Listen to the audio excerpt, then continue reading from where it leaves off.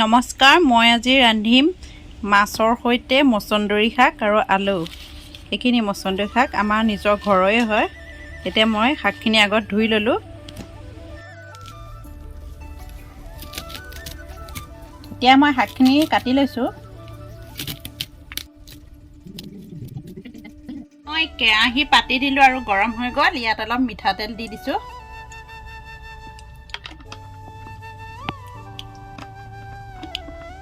মাছ কেইপিচ fry কৰি লৈছোঁ। ইয়াতে নিমখ হালধি অলপ মাছতে সানি লৈছোঁ আগত।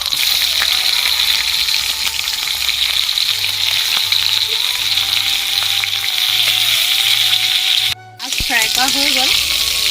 এনেকৈ কাঢ়ি লৈছোঁ।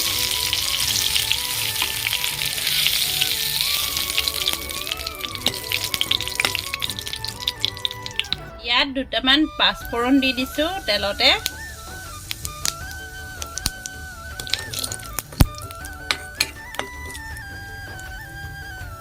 আৰু মই ইয়াতে আলু কেইপিচ প্ৰথম ফ্ৰাই কৰি লওঁ।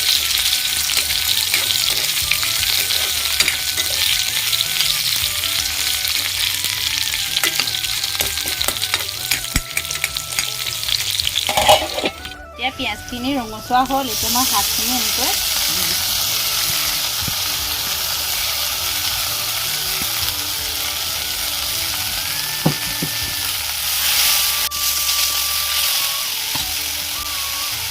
সোৱাদ অনুসৰি নিমখ দি দিছোঁ।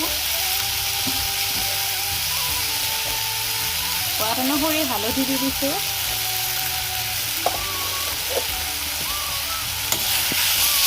আৰু ভালকৈ এবাৰ এনেকৈ মিক্স কৰি দিছোঁ নিমখ হালধিখিনি।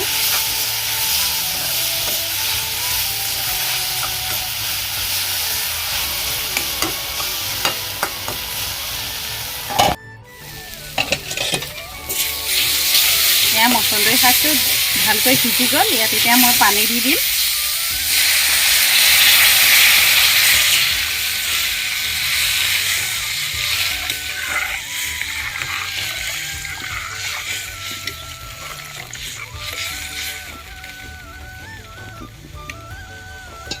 এতিয়া উতলিবৰ কাৰণে আকৌ ঢাকনখন অলপ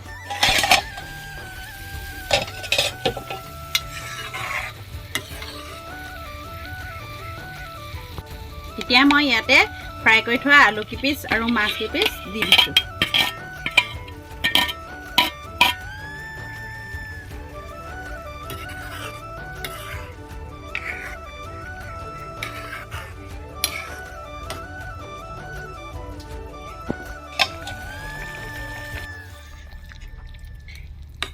মচন্দৰী মাছৰ আঞ্জাখন মোৰ হৈ গ'ল। যদি ভাল লাগে লাইক, কমেণ্ট, ছাবস্ক্ৰাইব কৰি দিব।